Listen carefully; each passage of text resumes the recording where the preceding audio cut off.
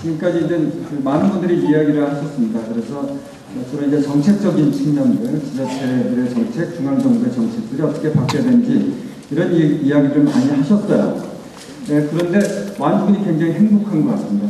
완주 국민들이.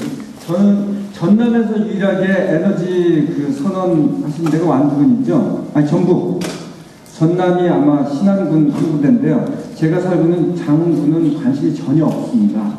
자, 이렇게 관심이 없는 지자체에 사시는 주민들은 다 도대체 어떻게 해야 될까?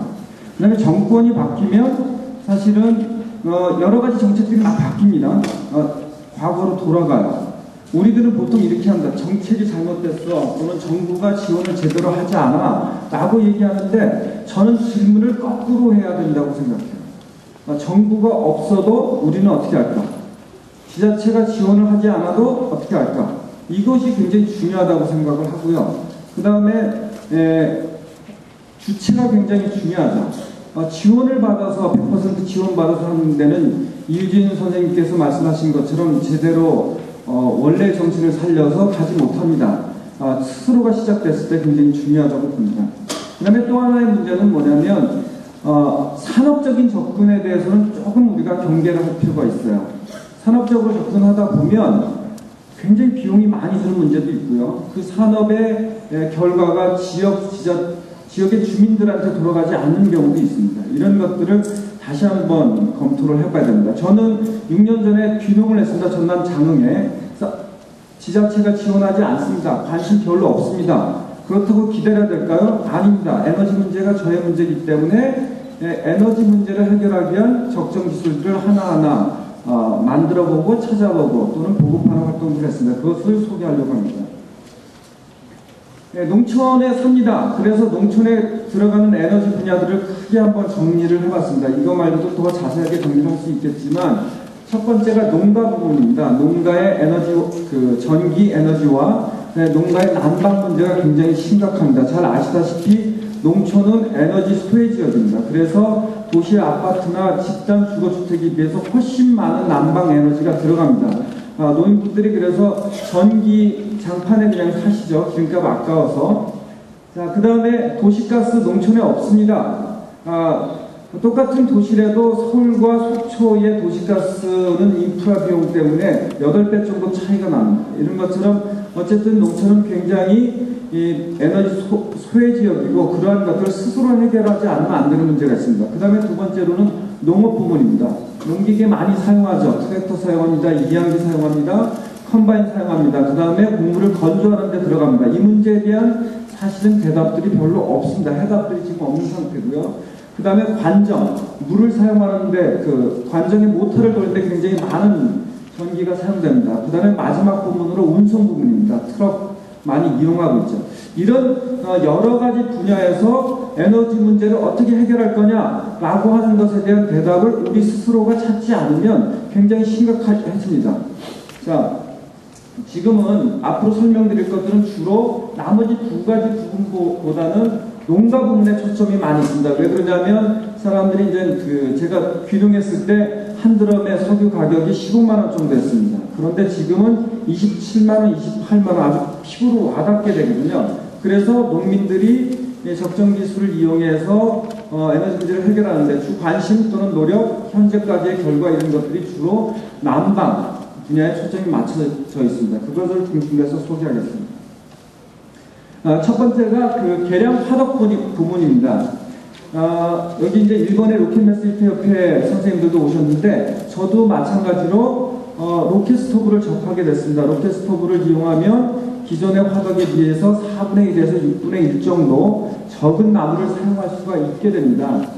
한번 볼까요? 여러 가지 로켓 스토브의 그림들은 다른 분들이 소개를 해주실 거기 때문에 생략하고 지금 로켓 스토브를 처음에 사용하다가 로켓 스토브의 원리와 중국 정부가 했던 화덕 계량 공정이라고 하는 것이 있습니다. 1970년대에 중국 산림의 3분의 1 정도가 훼손됩니다.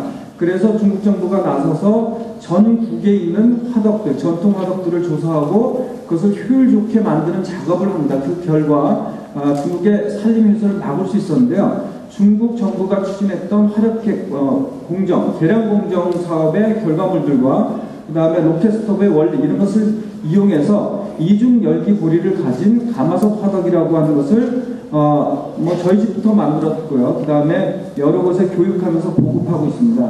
아주 간단한 원리입니다. 화덕의 몸체를 단열한다. 그 다음에 곧바로 연기가 연통을 통해서 빠져나가지 않고 솥바닥을 충분히 돌아서 나갈 수 있도록 만든다라고 하는 겁니다. 이렇게 간단한 원리를 이용해서 만들게 되면 기존의 나무 사용량보다 많게는 10분의 1, 보통 평균은 한 6분의 1 정도, 적게는 4분의 1 정도의 나무 사용량을 줄일 수가 있습니다. 위에서 본 모습입니다. 곧바로 열기가 연통으로 빠져나가지 않고 솥바닥을 돌아서 나갈 수 있는 구조로 되어 있고요. 최초로 음성에 있는 선교 교육원에서 이런 이중 열기 고리를 가진 가마솥 화덕을 만들었습니다. 특징이 화구가 굉장히 작고요. 안에가 다 단열이 되어 있다라고 하는 것이 특징입니다. 그런데 이렇게 화덕을 만들다 보니까 생각보다 비용이 많이 들어요. 그래서 제가 운영하고 있는 카페의 많은 회원들과 이것을 좀 더 싸게 만들자. 사실 적정 기술의 정신 중에 하나는 경제성, 싸게 만드는 것이 굉장히 중요한 것이거든요. 그래서 이렇게 드럼통을 이용해서 한 반나절 정도면 충분히 만들 수 있는 이동식 이중 열기 고리를 가진 가마솥 화덕을 만들었고 많은 곳에서 지금 이것을 사용하고 있습니다. 그래서 아직은 주방에서 쓰는 가스레인지를 대체할 정도는 되지 못하고 있습니다. 그렇지만 농산물을 가공하는 장류 가공이라든지 기타 농산물 가공을 한다든지 또는 장시간 동안 무언가를 끓일 때 이런 개량된 화덕을 사용하면 나무 자원을 줄일 수가 있게 됩니다. 참고로 이거는 남미의 사례입니다. 남미는 이런 로켓 스토브를 이용해서 다양한 화덕들을 만들고 있는데요. 가정에서도 쓰고 있고요. 그 다음에 대학교의 식당에서도 쓰고 있고, 그 다음에 대중식당에서 많이 사용하고 있습니다. 이걸로 온수도 생산하고 있고, 다양한 조리를 하는데 이용하고 있습니다. 자, 그 다음에 두 번째로는 역시 바이오가스 부문이 있습니다. 역시 가열 조리를 위해서 사용하게 되는데, 국내에서는 바이오가스가 거의 다가 플랜트 중심입니다. 굉장히 큰 규모로 진행이 되죠. 그러다 보니까 정부의 지원이 끊기거나 여러 가지 이유 때문에 스톱이 됩니다. 또 바이오가스에 대한 거부감도 있습니다. 그런데 동남아시아나 이런 사례들을 보니까 아주 작게 가정에서 쓸 수 있는 바이오가스 시스템들을 만듭니다. 사진을 보면 이건 완주군에서 워크숍을 하면서 같이 만들어 본 사례인데요. 이런 것을 주민이 직접 만들어서 사용하게 되면 주민들이 바이오가스라고 하는 에너지에 대해서 이해를 합니다. 처음부터 거대한 프로젝트부터 시작하면 진행이 안 됩니다. 주민들의 이해도 떨어집니다. 그냥 내 손으로 내 주민의 마을 공동체가 할 수 있는 것부터 시작했을 때 주민들이 대한에너지에 대한 관심, 그 다음에 이해도가 높아지고, 그 다음에 그들이 주체적으로 쓸 수 있게 되는 겁니다. 물론 효율은 떨어지지만 이것을 바탕으로 했을 때 더 큰 바이오가스 플랜트 프로젝트도 성공할 수 있다고 봅니다. 그 다음에 난방 문제가 굉장히 심각하죠. 그래서 한 3년 전부터 화목 난로에 대한 관심들이 많이 증가하기 시작했습니다. 그런데 문제는 뭐냐면 단적으로 하나 얘기를 드릴게요. 우리나라에 보급되어 있는 화목난로는 18세기 수준입니다. 1세대 수준이고요. 그 다음에 유럽에서 보급되어 있는 화목난로는 이미 3세대 수준입니다. 기술적으로 굉장히 많은 차이가 있습니다. 그리고 우리나라에 보급된 화목난로 또는 주물병난로들은 나무 사용량이 너무 많아요. 사실 집에 설치하고 사용하지 않는 경우도 많고, 그뿐만 아니라 굉장히 많은 배기가스를 내뿜고 있습니다. 그래서 이런 것을 개선하기 위해서 여러 가지 노력들을 하는데, 그 중에 로켓 스토브 원리를 이용한 화목난로 만드는 프로젝트들을 진행해 왔습니다. 일반인들, 그냥 회원들이 스스로 LPG 깡통이나 철제들을 가지고 로켓 스토브의 원리를 이용해서 화목난로를 이용한 겁니다. 그러면 기술적인 측면을 다 자세하게 설명을 드릴 수는 없을 것 같아요. 거꾸로 타는 원리를 갖고 있고요. 그 다음에 내부 단열이 되어 있고, 그 다음에 연통으로 빠져나가기 전에 열기를 다시 밑으로 돌려서 우회시켜서 그 열 손실이 없도록 만드는 구조를 갖고 있습니다. 이렇게 만들면 고온 연소할 뿐만 아니라 배기가스가 훨씬 줄게 됩니다. 그리고 나무 사용량도 앞에 설명했던 화덕처럼 6분의 1 내지는 10분의 1 정도로 줄게 됩니다.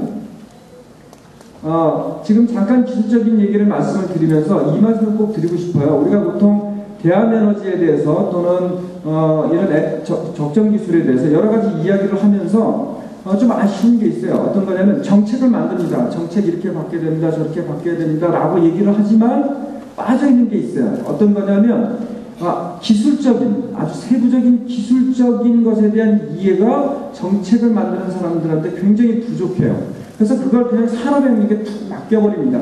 그 결과가 어떤지 검증할 수 있는 능력을 갖지 못합니다. 저는 엔지니어가 아니에요. 그냥 철학 전공했습니다. 철학 전공하고 사회에서 전혀 다른 거 했습니다. 그런데 인터넷 시대에는 충분히 풍부한 기술적 자료들을 우리가 얻을 수 있어요. 그러니까 정책만 좀 만들지 마시고요. 아주 구체적인 기술적인 것에 대한 이해도를 높이는 작업들을 여러분이 하셔야 돼요. 그렇게 하면 정책 따로 실제적으로 만들어진 기술 따로가 되는 경우가 굉장히 많습니다. 자, 이것도 역시 회원들이 만든 직접 자작한 겁니다. 직접 만든 로켓 스토브 원리를 이용한 화목난로입니다. 자, 이거는 거꾸로 타는 깡통난로죠. 아주 기본적인 원리를 갖고 있습니다. 거꾸로 타게 되면 연기가 불꽃층을 통과하기 때문에 고온연소하게 됩니다. 하늘로 날아가는 연기가 사실은 다 나무 가스죠. 그런데 이것이 미세기압차 때문에 거꾸로 불꽃층을 통과하기 때문에 고온연소하고 배기가스가 줍니다. 이 아주 간단한 원리인데요. 이 난로는 실내에서 사용할 수는 없습니다. 그런데 이것들이 어떻게 바뀌는지를 잠깐 설명을 드릴게요. 자, 이거는 어디서 많이 보신 분이죠? 이회수 선생님입니다. 화천의 다목리에 가서 다양한 형태의 거꾸로 타는 깡통난로의 교육을 좀 했어요. 그래서 거기에 오셔갖고 거꾸로 타네 이렇게 오시는 모습입니다. 이런 것들을 농촌에 교육하면서 화천 같은 경우에는 화천의 산천어 축제가 유명하잖아요. 그래서 주민들이 저런 난로를 만들어서 축제 때 전시도 하고 거기 오시는 분들한테 판매도 하고 빌려주는 것도 하겠다 이런 계획들을 갖고 계십니다. 기존에 여러분이 알고 있던 드럼통에다 나무 떼는 경우랑 완전히 다르죠. 자, 굉장히 다양한 모델로 만들어 봤습니다. 자, 이거는 일본의 사례입니다. 일본의 사례인데 역시 하고 장작을 위에서 넣게 되어 있습니다. 거꾸로 타게 만들면 굉장히 고온연소할 수 있고요. 우리나라는 사실은 농업 부문의 난방, 특히 하우스 난방이라든지 축사 난방에 화목을 사용하지 않습니다. 주로 경유 온풍기를 많이 사용하는데요. 유럽이나 북미나 아니면 일본 같은 경우에는 하우스 난방에 이런 고효율 화목 난로를 사용하는 사례가 많습니다. 조금 아쉬운 게 있어요. 고온연소는 하지만 열기 지연 구조가 없기 때문에 열 손실이 많은 그런 난로이긴 합니다. 어쨌든 거꾸로 타는 방식의 화목 난로를 농업 부분에 사용하는 모습을 볼 수가 있습니다.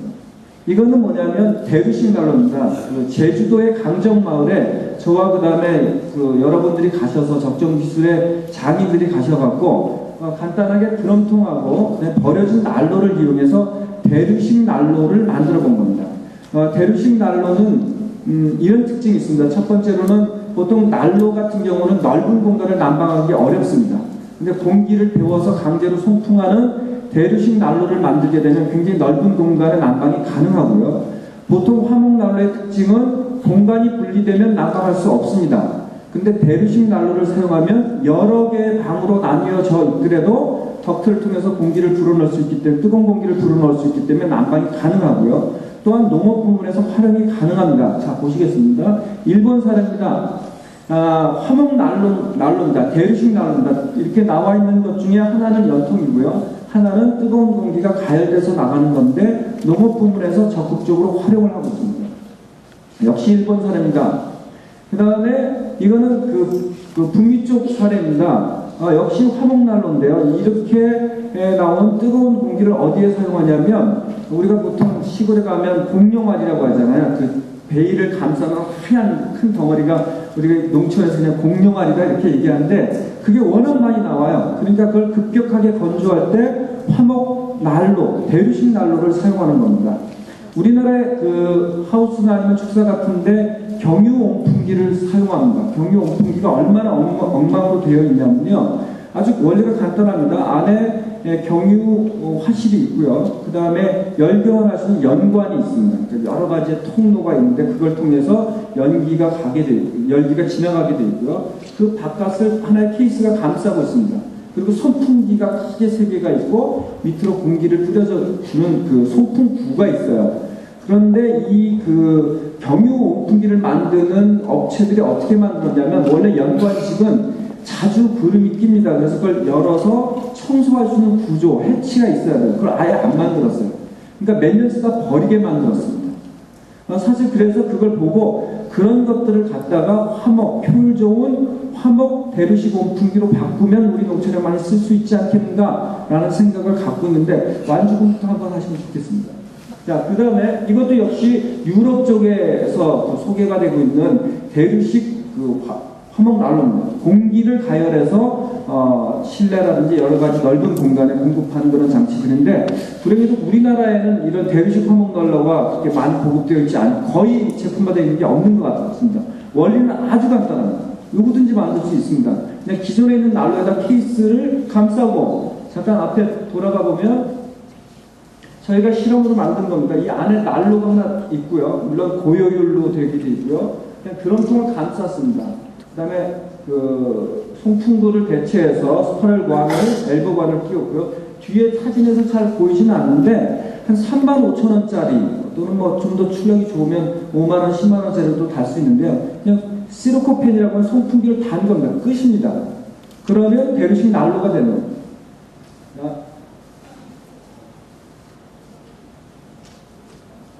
그 다음에 그 러시아 같은 경우는 이런 식으로 추결식 난로들이 많이 보급되어 있습니다. 제가 지리산에 한번 갔더니 어떤 분이 굉장히 좋은 난로를 갖고 있어요. 근데 이렇게 얘기를 합니다. 난로 비싸게 주고 샀는데요. 불이 꺼지면 당장 춥습니다. 난로는 원래 그렇습니다. 근데 러시아 사람들은 어떻습니까? 밖에 영하가 50도예요. 근데 자다가 난로가 꺼졌어요. 그러면 죽습니다.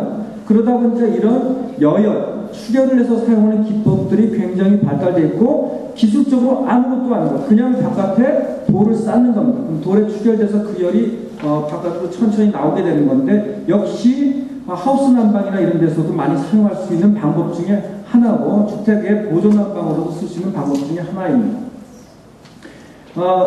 사실은 우리가 화목 난방에서 잘 모릅니다. 우리는 보통 바닥 난방을 주로 했고요. 뭐 구들, 온돌 이런 것들이 많이 발전되어 있죠. 그러다 보니까 공간 난방에 대한 상식과 지식들이 굉장히 부족합니다. 서구에 비해서 굉장히 일반인들의 상식들이 부족하게 되죠. 그러다 보니까 좋은 난로인지 나쁜 난로인지 그것을 볼 수 있는 안목도 없고요. 그걸 만들 수 있는 기술도 없습니다. 보통 화목 난로 만들면 용접만 하면 난로 만들겠다고 막 달라붙어요. 그래서 그런 것들을 팔고 그런 걸 삽니다. 그러니까 나무가 굉장히 많이 들어가요. 문제가 많습니다. 연기도 굉장히 많이 나옵니다. 그래서 카페를 통해서 어떤 활동들을 했냐면 화목난로를 튜닝하는 방법 10가지 이런 것들을 이제 슬라이드로 정리해서 카페에 공개했고 원주부터 해서 완주 곳곳 전국의 지역에서 난로를 튜닝하는 새로운 난로 만들기는 어렵죠. 그러니까 기존에 있는 난로를 개량하는 그런 운동들을 할 수 있도록 정보들을 이제 제공해왔고 그런 것들이 활성화되고 있습니다. 그리고 지금 보이는 건 뭐냐면 그동안 제가 운영하는 카페를 통해서 소개한 여러 가지 난로를 튜닝하는 방법이라든지 로켓 스토브 원리를 이용한 난로 만들기 방법들을 공개했고 그 다음에 금년 3월달이죠. 금년 3월달에 단양 창평에서 나는 난로다라고 하는 자작 스스로 화목난로를 만드는 컨테스트를 벌였어요. 한 30 몇 점 정도가 출품이 됐고요. 저 때 한 3일간 3,000명 이상의 사람들이 왔습니다. 그 이후에 상금을 아직 못 마련해서 아직 2회 행사를 진행을 하고 있지 못합니다. 그런데 이런 행사 이후에 난로를 어떻게 개량하겠다라고 하는 대중적 인식들이 굉장히 많이 바뀌었습니다. 그래서 효율 좋은 난로들을 자작하는 사람도 많이 늘어났고요. 그걸 생산해서 판매하는 사람들도 많이 늘어나게 됐습니다. 자, 지금 여기 보이시는 건 뭐냐면 나무를 이용한 순간 온수입니다. 밑에 보이는 건 LPG 깡통이에요. 소형 LPG 깡통이고요. 위에 있는 거는 고물상에서 주워온 기름 보일러의 열교환 탱크입니다. 그것을 이용해서 순간 화목 보일러를 만들었어요. 그래서 보통 우리가 가스 순간 온수기, 전기 순간 온수기 이런 게 있잖아요. 그래서 저희는 이렇게 생각해 봤습니다. 나무를 이용해서 순간 온수기 못 만들까? 만들어 봤습니다. 그랬더니 4분 만에 한 주먹 정도의 나무를 집어넣고 4분 만에 60도 정도의 온도를 올릴 수가 있었습니다. 충분히 가능성이 있고요. 이런 결과를 이용해서 이런 로켓 스토브 원리나 다양한 개량된 화목 보일러의 이론을 가지고 화목 보일러를 제작하는 사람들이 점점 늘어나기 시작했습니다. 잠깐 이걸 보여드리겠습니다. 우리나라 그쪽 화목 보일러 업계에서 오셨으면 굉장히 화를 내실 겁니다.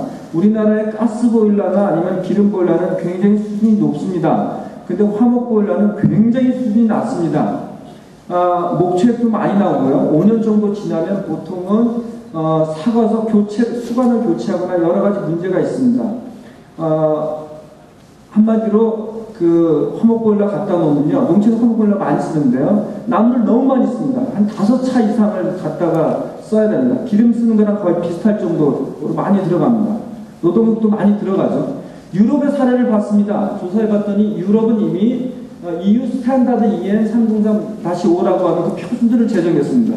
화목 보일러 또는 화목 난로는 배기량은 이 정도 돼야 된다, 이렇게 규정을 했습니다. 기술적으로 어떻게 돼야 된다, 이미 규정을 다 했어요. 1999년도에 했고요. 미국 같은 경우는 1990년도에 화목 난로의 표준을 제정합니다. 그러니까 이미 미국보다 유럽이 훨씬 그 기준들이 강화가 되어 있습니다. 근데 기술적 특징을 보니까 첫 번째가 라운드래프트, 하방연소, 거꾸로 타는 겁니다. 로켓 스토브처럼 거꾸로 타게 만들었고요. 그 다음에 나무를 그냥 안 태웁니다. 나무 가스화 시켜서 태웁니다. 그 다음에 화실이 혹겹이 아닙니다. 화실 안에 내와 라이닝이 들어가 있습니다. 그 다음에 화실과 열교환기를 분리하고 있습니다. 이게 무슨 얘기냐면 우리나라 화목 보일러는 다 순행벽 방식이에요. 워터 자켓이라고 하는 방식인데 이거 그렇게 하면 고온 연소가 안 됩니다. 그래서 끓음 목재가 많이 생기고 연통 화재가 일어나는 주요 원인 중에 하나입니다.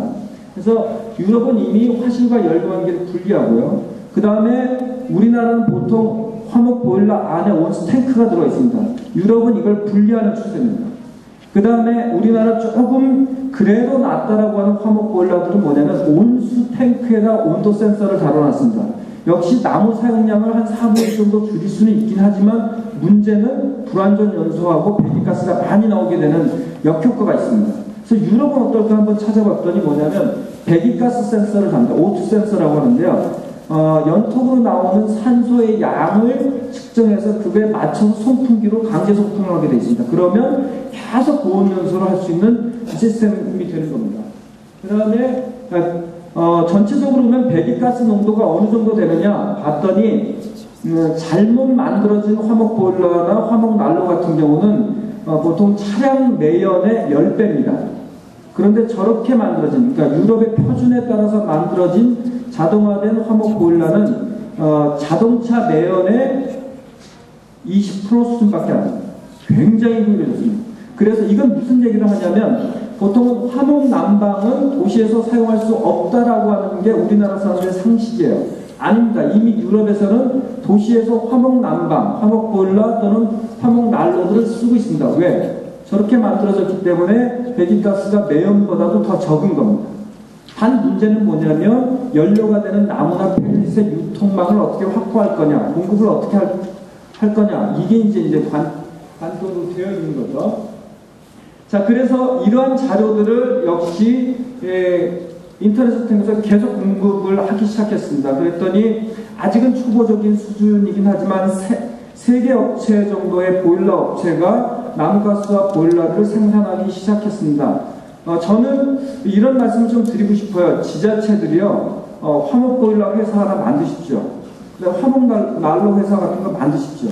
그리고 지역에 있는 바이오매스, 즉 나무나 아니면 펠릿 자원들을 적극적으로 활용하는 그런 사업들을 좀 하셨으면 좋겠습니다. 우리나라는 보통 환경단체 여러 군데서 많이 얘기하면 태양광 이렇게 무언가 산업적으로 거대 산업들이 만들어내는 시스템을 이용하는 것만 관심을 갖고 있는데요. 아까 일본의 자료를 보셔도 그렇지만 바이오매스가 차지하는 비중이 굉장히 높습니다. 그것은 뭐냐면 일본 말로 지산지소, 우리는 우리 지역에서 나온 자원을 가지고 에너지를 활용한다 라고 하는데, 거기에 가장 적합한 게 결국은 뭐냐, 저는 바이오매스가 굉장히 강점이 있다고 저는 생각을 하고 있습니다.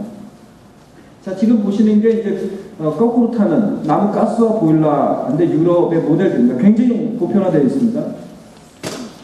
자, 그 다음에 로켓매스 히터입니다. 이거는 역시 이제 로켓 스톱의 원리를 이용한 건데, 역시 거꾸로 타는 원리를 이용하고 있고요. 나무 사용량이 많이 줄게 됩니다. 국내에서 만들어진 사례인데요. 드럼통 부분이 난로 부분이고요. 이 밑에 부분은 구들의자처럼 바닥이 따뜻해집니다. 그래서 바닥 난방과 공간 난방들을 같이 겸할 수 있도록 만들어졌고요. 그 다음에 침대 형태로 만들어진 것도 있습니다. 아직 기술적으로 약간 부족한 것들이 있는데요. 최근에는 프랑스에서 이런 기술적인 것들을 보완한 플렉스 오븐이라고 하는 것들을 소개하기 시작했는데, 그것을 국내에 적극적으로 소개하고 있는 상황입니다. 자, 이건 목포대학교 건축학과에서 역시 로켓매스 히터의 바닥 추결부를 연통으로 만들고 있는 모습입니다. 그 다음에 이제 그 추결식 벽난로입니다. 저희 집에 처음에 저는 기름보일러 썼습니다. 너무 난방비가 많이 들어서요. 그래서 추결식 벽난로를 만들었습니다. 그리고 전국에 이제 교육하고 보급하기 시작했는데요. 나무 사용량이 적고 우리나라의 구조처럼 하루에 2번만 떼면 그 추결된 열을 갖고 난방을 하는 방식입니다. 사례를 잠깐 볼게요. 요거는 프랑스식 계량형 벽난로를 순창군 풍산면에 전국기농운동본부와 함께 만든 겁니다. 뒤에 이제 사례입니다. 양생을 좀 하고 있는 모습인데요. 이런 식의 벽난로 구도를 좀 만들었고요. 죄송합니다. 그 다음에 이거는 강화도에 있는 농가에 추결식 벽난로를 만든 겁니다. 우리나라 사람들 굉장히 머리가 좋습니다. 그래서 유럽에 있는 여러 자료, 헝가리, 그 다음에 러시아, 스웨덴, 덴마크, 미국 여러 자료들을 빠르게 흡수해갖고 이런 추결식 벽난로들의 정보를 공개하고 개인들이 또는 전문 시공하는 사람들도 나타나기 시작했는데요. 이렇게 추결식 벽난로를 만들기 시작했습니다. 그런데 문제는 뭐냐면 적정 기술이라고 보기에는 조금 비싸요. 그래서 이건 좀 문제가 있겠다. 이렇게 하면 우리 농촌에 보급 못하겠다라는 생각이 들어서 여러 가지 시도를 좀 해봤습니다. 이거는 보성, 정농회와 함께 만든 건데요. 안쪽에 드럼통입니다. 드럼통하고 지역에서 쉽게 날 수 있는 바닥용 적격도라고 흙과 모래, 석회 이런 것을 이용해서 원형 벽난로를 만들어 본 겁니다. 이거는 지금 완주군에 설치되어 있습니다. 지금 밖에 설치되어 있는데요. 무거워서 안으로 옮기지 못하고 있어요. 교육하면서 만들었는데 골라짐 때도 저게 무너지지 않았어요. 그냥 물유리라고 하는 걸 처리해서 그대로 보존되어 있는 상태입니다. 이거는 그 화천에다가 설치한 겁니다. 역시 드럼통으로 만들었고요. 시골의 노인분들하고 같이 만든 겁니다. 이렇게 되면 작은 나무를 이용해서도 효과적으로 공간 난방들을 좀 할 수 있고요. 그 다음에 이쪽에 보존 난방들을 할 수가 있습니다.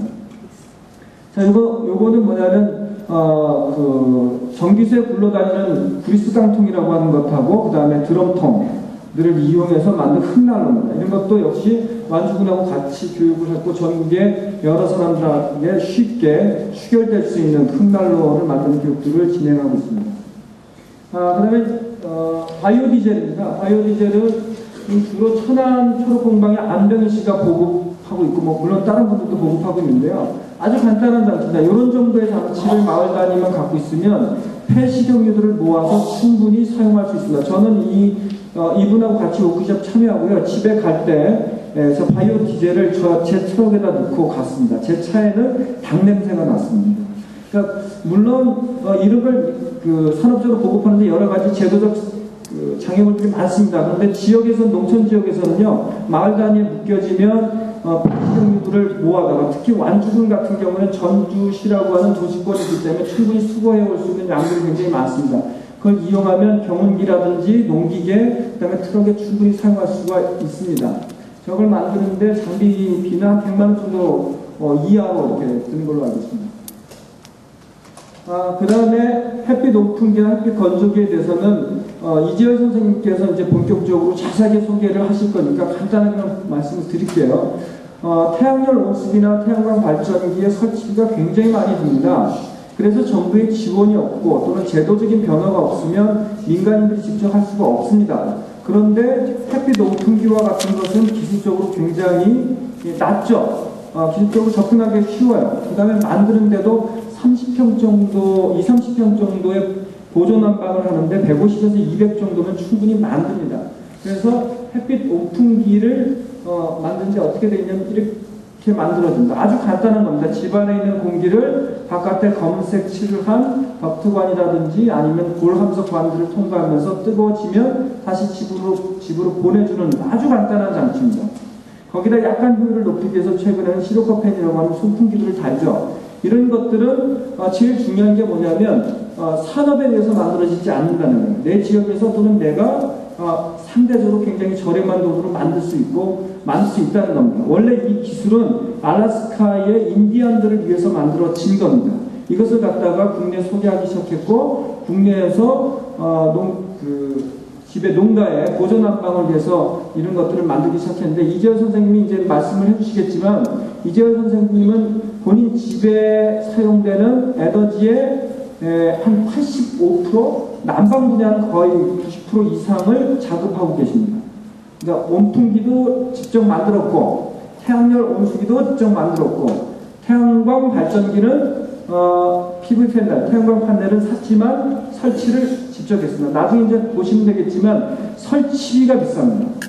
사실은 그 패널들은 굉장히 가격이 다운됐어요. 그래서 오히려 완주 농촌 지역에서는 뭐냐면 이걸 설치업자한테 맡기는 게 아니라 농민들이 스스로 조립하는 교육을 저는 해야 된다고 봅니다.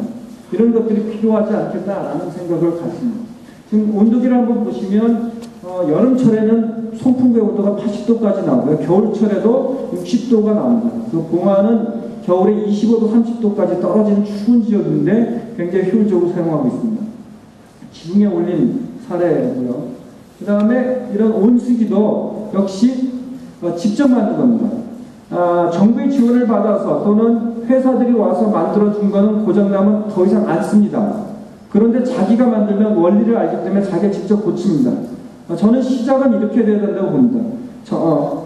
먼저 시작하자. 정부가 없어도 내가 먼저 시작할 때, 중앙정부의 지원이 없어도 지자체가 먼저 시작할 때, 지자체의 지원이 없어도 마을이 먼저 시작할 때, 마을이 함께하지 않아도 내가 먼저 시작할 때, 요 힘들이 모아서 압력을 가할 때 정부가 바뀌고 지자체가 바뀌고 그러는 것이지 이게 위에서부터 이렇게 내려온다고 되는 게 아니라는 겁니다. 우리의 태도를 좀 바꿀 필요가 있겠다. 근데 그 시작은 기술적으로 어렵지 않은 적정술부터 시작하는 것이 좋지 않겠느냐라고 하는 것이 제 제안입니다.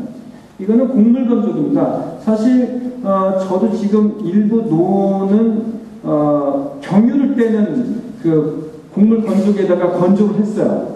그리고 일부는 태양빛에 지금 말리고 있는데 기후가 안 좋아갖고 잠깐 말리다가 집에 다시 넣어놓은 상태입니다. 곡물 건조에 들어가는 비료 에너지가 굉장히 많이 들어갑니다. 이미 이 중앙아시아, 중앙아시아나 동남아시아나 독일 같은 데서는 어떤 게 나오냐면 하이브리드 방식이 나와요. 그러니까 100%가 아니더라도 밤에는 뭐 가스로 또는 전기로, 낮에는 태양으로 이렇게 곡물을 건조할 수 있는 장치들이 나옵니다. 지금은 태양열만을 이용해서 만드는 소형 장치인데요.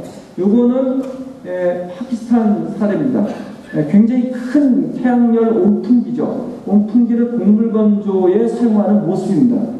생각보다 이렇게 농업 분야에 태양열을 이용하는 사례가 많은데 우리나라는 전혀 없어요.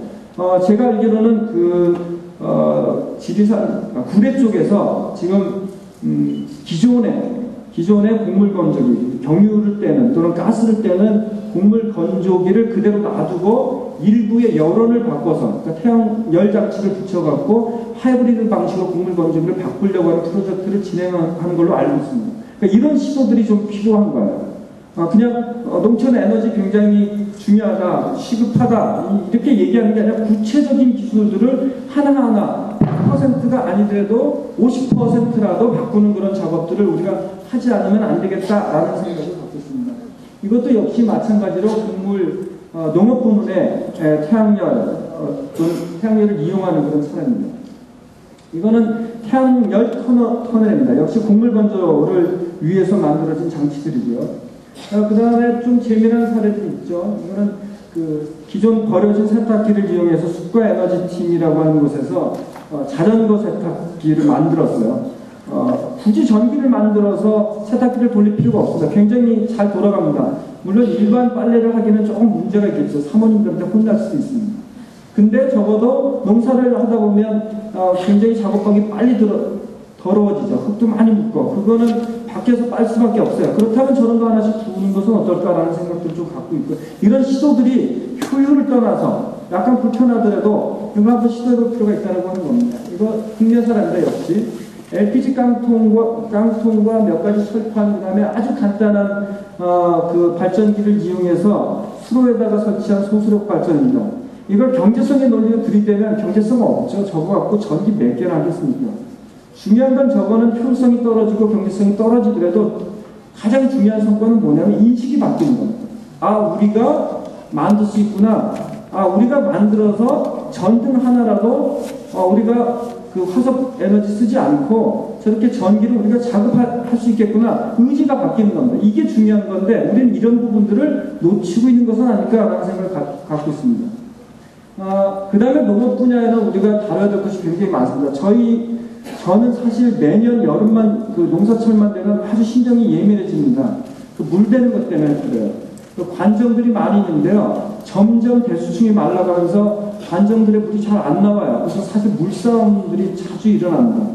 겨울철이 되면 저는 다행히도 저희 집 못하는 관정은 마르지가 않는데 저희 집 뒷산이 그렇게 높지 않아요. 그러니까 관정들이 말라서 물이 안 나옵니다. 이거 굉장히 심각한 문제. 모든 농촌들이 조만간 부닥치게 되는 물 문제가 있는데요. 이거는 뭐 우리한 모든 지역에 다 대안이 될 수는 없습니다. 이거 난민 사례입니다. 호흡해처라고 하는 건데 안개가 많은 지역에서 망을 설치해서 물을 수집하는 장치입니다. 제가 사는 전남 장흥은 일상적으로 안개가 많습니다. 그리고 그 안개에서 그 지붕에 안개가 부딪혀서 떨어지는 물의 양이 상당히 많습니다. 이런 것을 잘 접수하게 되면 그 산에 있는 다랑이 밭이라든지 이런 것들의 농수를 어느 정도는 공급할 수 있는데, 이거 말고도 이슬 연못이라든지 뭐 여러 가지 장치들이 있습니다. 근데 이거 갖고 물을 얼마나 모을 수 있을까? 이 정도 모을 수 있습니다. 굉장히 큰 연못 수준의 물들을 모을 수 있는 사례들이 많습니다. 그러니까 이런 것들을 하나하나 작지만 만들어갈 필요가 있고, 이런 것들이 거대 기술이 아니라 적정 기술로부터 시작됐다라고 하는 겁니다. 자, 농기계 분야는 어려운 문제입니다. 이게 농촌의 인구가 너무 부족하죠. 그래서 농기계 쓰지 말고 농사해라. 아, 이거 안 됩니다. 현실적인 대안이 아니에요. 그러면 어떻게 할 거냐? 저는 기본적으로 또 다른 기술, 또 다른 기계로 이 문제 해결할 수 없다고 봅니다. 농기계 대안은 사실은 협동입니다. 협동의 문화를 어떻게 살릴 것이냐? 농촌 인구를 어떻게 늘릴 것이냐? 라고 하는 것이 핵심입니다. 그 다음에 소농을 위한 소농 기구들을 어떻게 만들 거냐, 이런 이야기를 좀 해야 될 것 같아요. 굉장히 복합적인 대안들이 필요할 것 같습니다.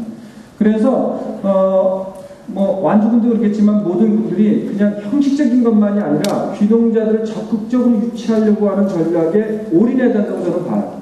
그것이 되지 않고 에너지 위기 시대에 농업 생산을 지금 수준으로 유지하기가 굉장히 어렵지 않겠는가라는 생각을 갖고요. 지금 당장 그렇지 못한다고 하면 그냥 뭐 아주 이렇게 흉내내듯이 뭐 일촌 운동 이런 정도 수준이 아니라 아주 본격적으로 도시와 농촌의 협력체계, 그러니까 식량 생산을 중심으로 한 협력체계 시스템들을 좀 만들어볼 필요가 있습니다. 완주는 굉장히 좋잖아요. 전주를 중심으로 해서 완주를 뺑 둘러쓰고 있어요. 그러면 전주 시민들이 완주에서 나온 쌀 먹고자 한다면 니네 농사 질 때 주요한 농사처럼 같이 함께 하자. 이런 것을 지금부터라도 점점점 확대하는 체계들을 만들어 볼 필요가 있다는 거예요.